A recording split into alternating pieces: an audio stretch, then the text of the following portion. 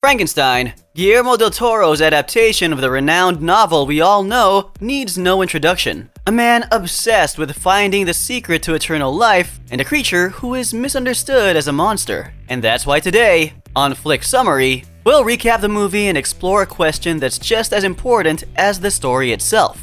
Who was the real monster? You can catch my take on that at the minute mark appearing on the screen.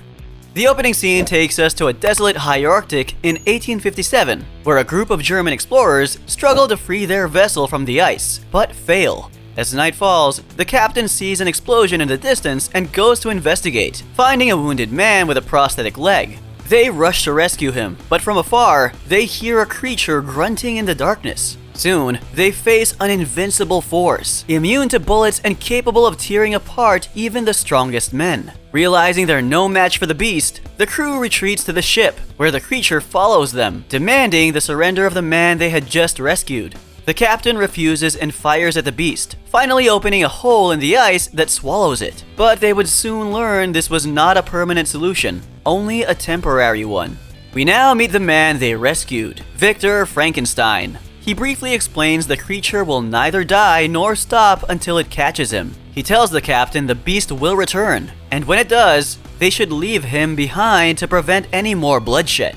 The captain dismisses Victor's warnings and wonders out loud who could have created such a creature. Victor reveals that he is the one responsible for giving it life, and then proceeds to tell his story.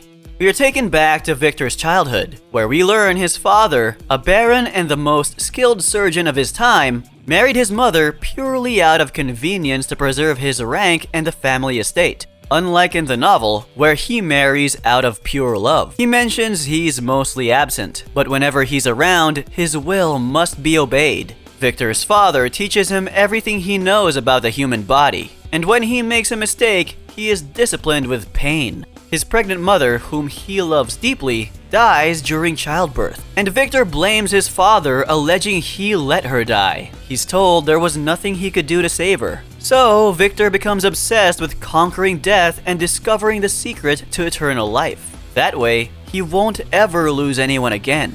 We then meet William, Victor's younger brother, born just before their mother died. Unlike Victor, William is loved by their father. Some years later, a fire dwindles the family fortune, leaving them with nothing but the house. Victor's father dies, and he moves to London and then Edinburgh, while his brother William goes to Vienna with one side of the family.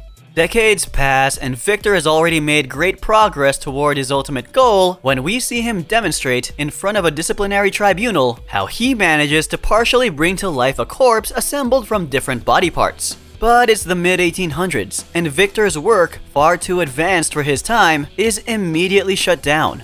We now meet Heinrich Harlander, William's fiancé's uncle, who has traveled to see Victor and inform him that William is coming to introduce him to the love of his life. But there's more to why he's really there. Heinrich shows a keen interest in Victor's obsession with eternal life, and soon we'll learn why. They engage in brief conversation, during which he tells Victor that he will show him something extraordinary when William arrives, something that will change his fate. The day comes, and Heinrich asks Victor if he knows what Evelyn tables are, to which he replies affirmatively and explains they are rare anatomical boards, each showing human nerves, arteries, or veins dissected and mounted on wood for study. Victor knew only 4 existed, but Heinrich surprises him by revealing there is a 5th and hands it over, explaining this one contains the lymphatic system, and it might be the missing piece he needs to complete his experiment. In addition, he offers to fund Victor's studies, allowing him to move forward with his experiments in bringing the dead back to life.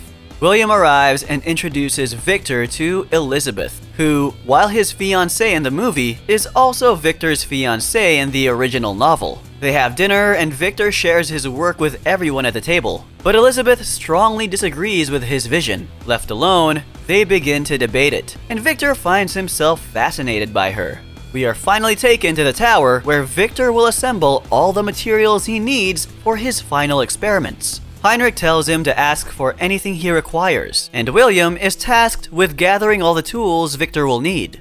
While the story unfolds, we briefly return to the present, where we see the creature breaking free from the ice, grunting and alarming the explorers, now aware that he's coming back. Back to Victor's tale, he attends a public execution, carefully selecting among the soon-to-be executed to harvest body parts for his creation. He gathers what he needs and prepares to return to the castle. But on the way back, he spots Elizabeth and quietly follows her until she realizes he's been stalking her. Days go by and they share a few moments together, even dancing at a lavish dinner. Soon, Victor begins seeing her behind William's back, and it doesn't take long for Elizabeth's uncle to notice. He realizes Victor is no longer consumed by death or his pursuit of eternal life, but by his growing affection for Elizabeth. But that quickly changes when she visits him in his studio and rejects him after he confesses his love. Back to being fully focused, Victor discovers what he had been missing during an experiment where he manages to reanimate a corpse by placing batteries above the lymphatic system. Now fully prepared, he begins collecting and cutting body parts from different individuals to start his grand experiment. But while at the castle, he runs into Heinrich and finally learns the real reason behind his obsession with conquering death. Heinrich has contracted syphilis and was close to dying. His plan was for Victor to reanimate a corpse and then place his own head onto the new body. Horrified by this request, Victor refuses, reminding him that his body is already rotting and there's no saving him. The argument escalates into a fight, and Heinrich falls from the tower to his death. Victor shows no concern for him and immediately turns back to his experiment, taking advantage of the storm outside. He prepares the laboratory, positions the corpse, and waits for lightning to strike. And then it happens. Lightning strikes. The tower shakes. But everything seems to fall apart, and the experiment appears to have failed. Or at least, that's what we're led to believe. The next morning, Victor wakes up to find the creature standing over him. What he thought had failed actually worked. It's alive! It's alive! No, he didn't say that line, but come on, that would have kicked ass, don't you think? Victor is marveled at his creation and quickly teaches him to say his name. Incredibly, the creature is a fast learner, or at least that seems to be the case at the beginning. Basically, Victor's creation is as smart as an onion. He chains the creature in the basement, growing increasingly frustrated as he realizes that, no matter how much he tries, the beast simply can't learn anything new. Some time passes and William returns to the castle with Elizabeth. He intends to inform Victor that the Royal Medical Society is now interested in meeting him. But once inside, Elizabeth hears strange grunting sounds echoing from below.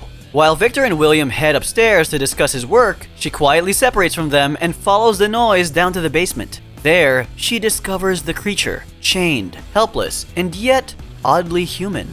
Instead of recoiling in fear, Elizabeth feels an unexpected fascination. The two share an immediate, almost inexplicable connection. A connection so deep that the creature even manages to pronounce Elizabeth's name, the only word he can speak besides the name of his creator. Elizabeth goes upstairs and confronts Victor about his cruelty, accusing him of hitting the creature and treating him poorly. Through her words, we understand that Victor is repeating the same patterns his father once imposed on him, now mirrored in the way he treats his own creation. They all go downstairs and Victor notices a strange connection between the creature and Elizabeth, a moment that visually conveys jealousy consuming him. Eventually, they leave the tower. Victor pulls William aside, showing him Heinrich's body and falsely claiming that the creature killed him. He tells William to take Elizabeth away while he stays behind to continue his work. Though in truth, Victor just wants to be alone so he can kill his creation out of jealousy and envy. William believes him and takes Elizabeth away, but she senses that something is wrong and asks the chariot to return, fearing that Victor might harm the creature. And she's right. Victor pours some sort of accelerant to burn the castle with the creature trapped inside. He then descends to the basement and challenges the creature to say something beyond his own name, to prove he can learn and be intelligent. To Victor's astonishment, the creature speaks another word, Elizabeth's name. But it makes no difference, as he leaves and lets the tower be consumed in fire while the beast screams his name. For a moment, he hesitates and tries to go back, but it's too late. The flames spread fast, and the moment he opens the door, he's thrown violently, breaking his leg. His tail abruptly cuts off and we return to the present. The creature is now aboard the ship and wastes no time reaching Victor's room. The captain steps forward, blocking his path and daring him to kill him if it wants to get to Victor, but warns that doing so would only prove his creator right, that he truly is a monster. We are taken by surprise when the creature speaks. Offended by the captain's words, he declares that he too has a story to tell, because as it turns out, every story has two sides, and then he proceeds to tell it. Now we see the creature's point of view as he calls out for his creator while the castle burns to the ground. Getting no response, he uses his immense strength to break free and escapes just moments before the tower explodes. He wanders into the outside world for the first time, lost and confused, until he encounters another living being, an innocent deer. But the moment is short-lived. A group of hunters spot them shooting the deer, and then him. Wounded, the creature flees into the woods. Not long after, he finds a refuge in a barn, one that ironically belongs to the very hunters who tried to kill him. From the shadows, he watches their family, longing to be part of them, to feel what it means to belong. Among them is an old blind man teaching his granddaughter the basics of life. Hidden behind the walls, the creature listens, learns to speak, and to feel. Longing to be part of that family, he wonders what he can do to be accepted, and decides to help them in secret. He notices they struggle to collect firewood, so he takes it upon himself to gather plenty and leave it at their doorstep. The family believes it's a gift from the spirit of the forest, and thank their mysterious helper by leaving bread and clothes at the door. From then on, the creature becomes their invisible benefactor. One day, a pack of wolves attacks the farm, decimating their cattle. The family heads out to hunt them down, leaving the old blind man alone. The creature takes this chance to finally meet him, and is deeply moved when the man accepts him as a friend. They bond, and with the passage of weeks, the creature learns to read, growing attached to the only human who's ever shown him kindness. When the old man asks where he comes from, the creature remembers Victor, so he returns to the ruins of the castle, where he finds the letter William once carried containing Victor's address. He then goes back to the old man's home, only to discover wolves attacking him and leaving him to die. When the family returns and finds the creature there, they mistake him for the killer. They open fire, leaving him wounded and unconscious, and when he wakes up, everyone is gone. Alone once again, he does the only thing left to do: seek out his creator. The creature is furious at the thought of being unable to die, trapped in loneliness for eternity. So, on the day of Elizabeth's wedding, he pays Victor a visit and begs him to create a companion, someone like him, so he'll never be alone again. Victor refuses, saying one monster is enough, but the creature doesn't take rejection lightly and warns Victor that if he is not to meet his will, he will face his wrath, hurling him across the room.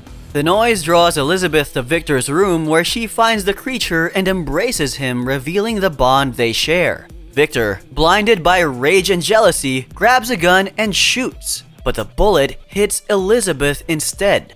And listen, I know this scene is meant to be dramatic and whatnot, but it's hard not to think Victor acted purely out of spite. I mean, he knew the creature couldn't die, so shooting him made no sense. Elizabeth, on the other hand, didn't know that, and in trying to protect him, she met her end. Also, I want to deviate from the recap to point out that this scene mirrors yet differs from the original novel. In both versions, Elizabeth dies on her wedding night, but in the book, it's the creature who kills her, driven by vengeance for being denied a companion. Here, it's Victor himself consumed by envy of his own creation.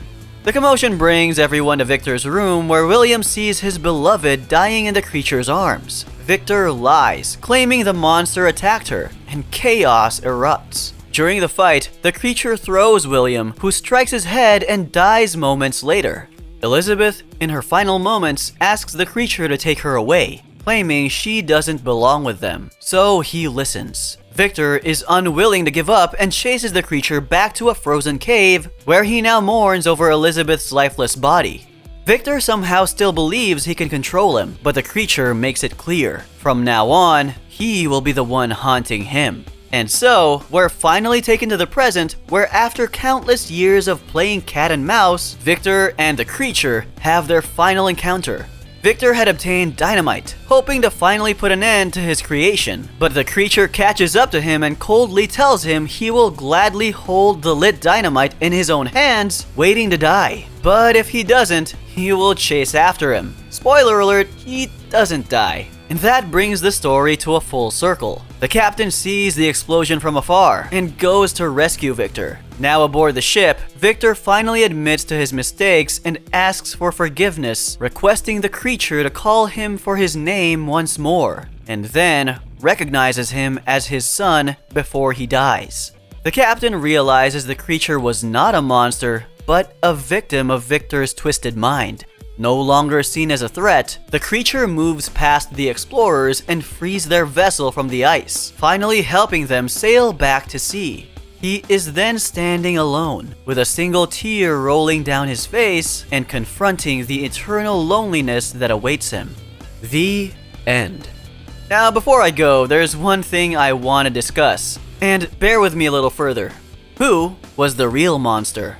Growing up, I always thought Frankenstein was the creature, not the scientist. And just like many of you, I thought he was the monster. But over time, after seeing so many adaptations of the original novel, I realized he wasn't. And ironically, I think I was right all along. Frankenstein was the monster, but the monster wasn't the creature. I mean, think about it. Victor created life and then abandoned it to suffer alone. He let jealousy and envy dictate his actions, punishing the creature simply for being intelligent. He repeated the same mistakes his father made, using power and control to harm rather than to protect. And every death, every tragedy, can be traced back to his obsession with playing God. And the creature, it was born innocent, abandoned, and forced into suffering. So I ask you again, who do you think was the real monster? Let me know in the comments below.